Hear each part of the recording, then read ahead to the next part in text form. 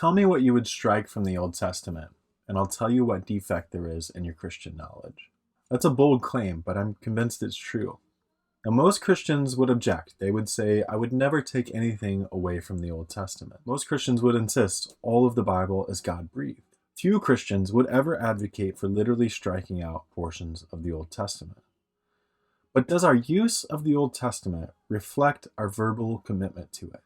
Or do we effectively strike out parts of the Old Testament by never interacting with it? I spent a good bit of time thinking about these questions. Throughout my adult life, I've worked either in the local church or studied the Bible, especially the Old Testament, in academic settings. I love the church and I love the Old Testament.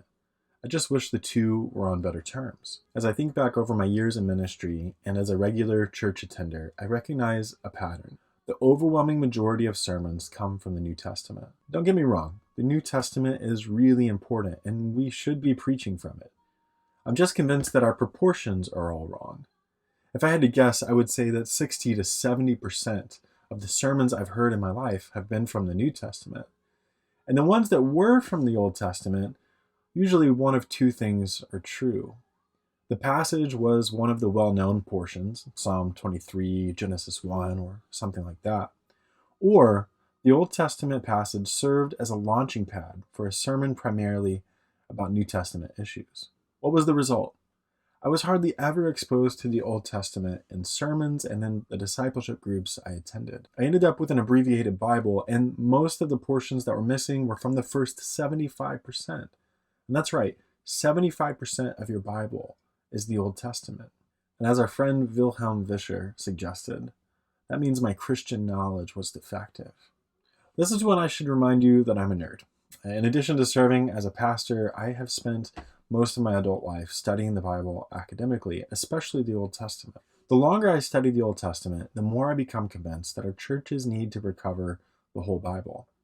It's not enough to leave our Bibles physically whole if we effectively ignore 75% of it. So here are 3 reasons I think every Christian should re-explore the Old Testament. Reason number 1, the Old Testament is indispensable to understanding the New Testament. I know this isn't a new sentiment. Statements like this have been heard in Christian churches for a long time. But it's truer than most people realize. It's like when you have a child and everything changes. Metaphors about parenting suddenly take on new significance. You see the world from a different perspective. In the same way, the more familiar you become with the Old Testament, the more you will understand the New Testament. I mean, think about it. Why does the New Testament start with a genealogy filled with Old Testament figures? Why does Paul quote from the Old Testament so frequently? And why is Revelation so weird? Okay, that last one is more complicated.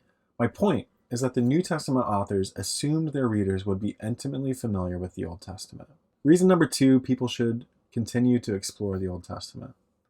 The Old Testament isn't as different from the New Testament as people suspect. One of the main critiques of Christianity is that the Jesus of the New Testament is incompatible with the God of the Old Testament.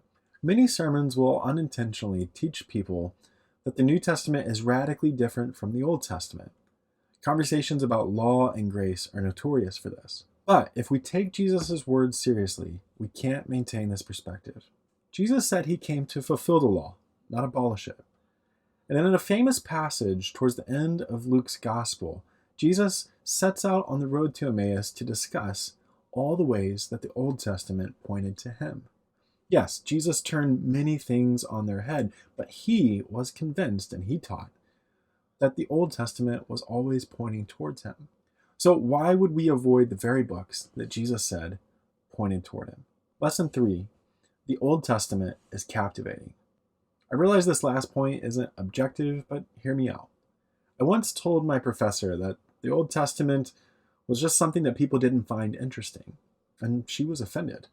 For the next few minutes, she explained how she never had that experience if she just invited people to ask questions of the Old Testament. She suggested that we embrace the issues that we think would drive people away or bore them. We embrace them and we invite people into them. And I've come to agree with her. Over the last few years, as I've talked with people about the Old Testament, I've discovered that whenever I invite them into the questions, open the text and just say, what in the world is going on? People get wide-eyed. It's like they're discovering their Bibles again for the first time. I hope you can see how passionate I am about the Old Testament. I'm convinced that studying it is the key to deepening your knowledge of the Christian faith. At the same time, I know it's a daunting challenge. I mean, to recommend that you should re-explore the first 75% of your Bible, it's a big ask. That's why I made a program called Quiz Through the Bible. It's designed to introduce people to the main storyline of the Bible. I've got a link to it in the description below. You can check it out if you'd like. By the end of the program, you'll have a better sense of how the Old Testament fits together with the New Testament just by reading key chapters and learning key facts in the story. Before you go, I wanted to give you a quick summary. The Old Testament is too important for us to keep ignoring it. We effectively cut out 75% of our Bibles by not studying, preaching, and teaching from the Old Testament. Here are 3 reasons you should get to know the Old Testament better. First, it's indispensable for understanding the New Testament. Second, it's not as different from the New Testament as you might think. And third, it's captivating. Thanks for watching, and I'll talk to you next time.